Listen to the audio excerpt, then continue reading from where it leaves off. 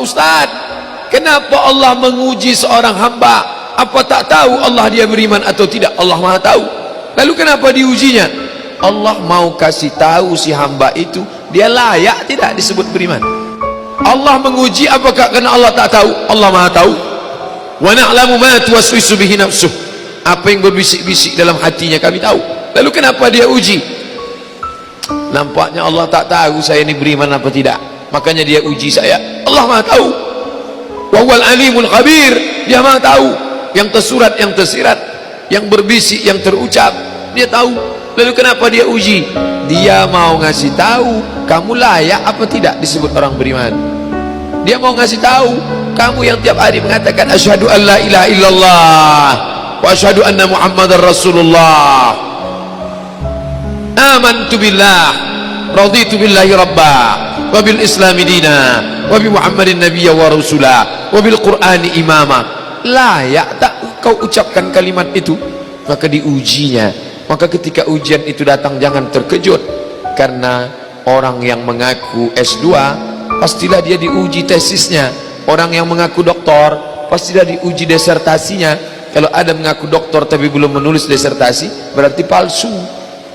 Kalau ada mengaku layak menjabati suatu tempat tapi belum teruji, berarti palsu. Yang palsu tak layak untuk menerima hadiah.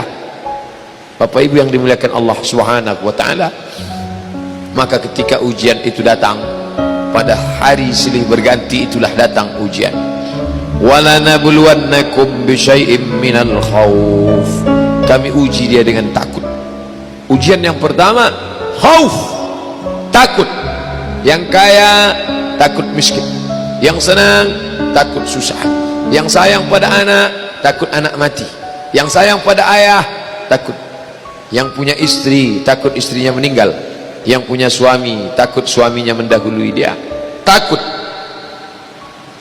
Apakah takut itu bisa membuat orang menjadi kafir? Ya, saking takutnya miskin menghalalkan segala cara yang mestinya bukan hak milik dia, dipindah alih nama, menyogok riswah, memakan dengan cara batil.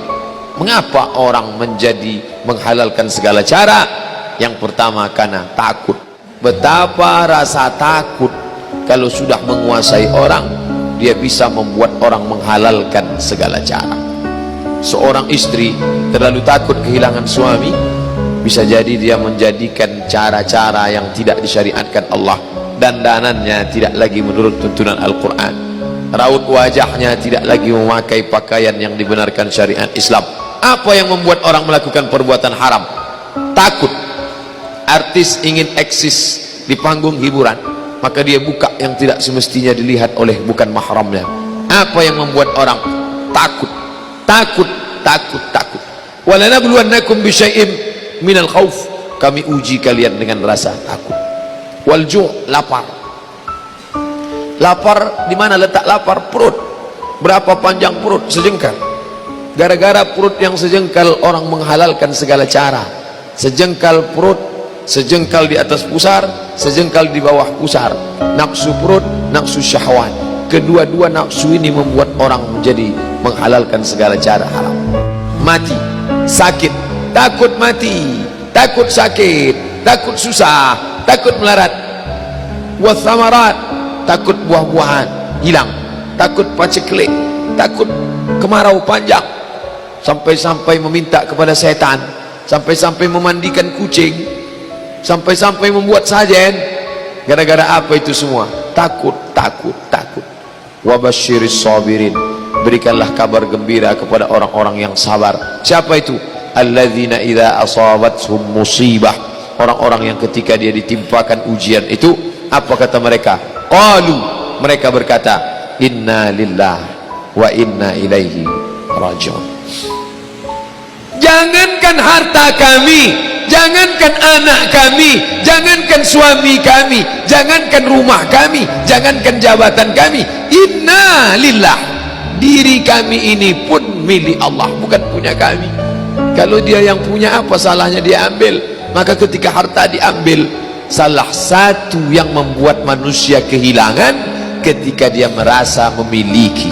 Ini punya saya, ini milik saya. Kalau orang sudah terlampau memiliki, maka ketika hilang muncul kekecewaan, salah sangka. Makanya kita ini selalu sering salah sangka. Kita sangka punya kita, padahal bukan punya kita. Lillahi ma fis samawati wa ma fil ard. Apa yang di langit, apa yang di bumi, lillah, bukan punya kamu. Kenapa? Kalau sampai kita katakan punya kita, lalu ketika dia hilang kita stres, kita depresi. Orang yang kehilangan anak, dia tidak sedih. Kenapa? Karena itu pergi duluan, nanti dia akan menyusul belakangan. Suami kehilangan istri, dia tak sedih. Kenapa? Karena sudah dibawanya ganti yang baru, Pak Ustaz. Bukan, dia tak sedih. Kenapa? Karena dia tahu nanti saya akan berjumpa dengan dia di tempat yang lebih kekal abadi. Sekarang kalau saya hidup sama-sama dia, dia tua, dia keriput, dia sakit, dia mati. Nanti saya berjumpa lagi dengan dia di mana? Di tempat kekal abadi yang tak pernah sakit, tak pernah mati.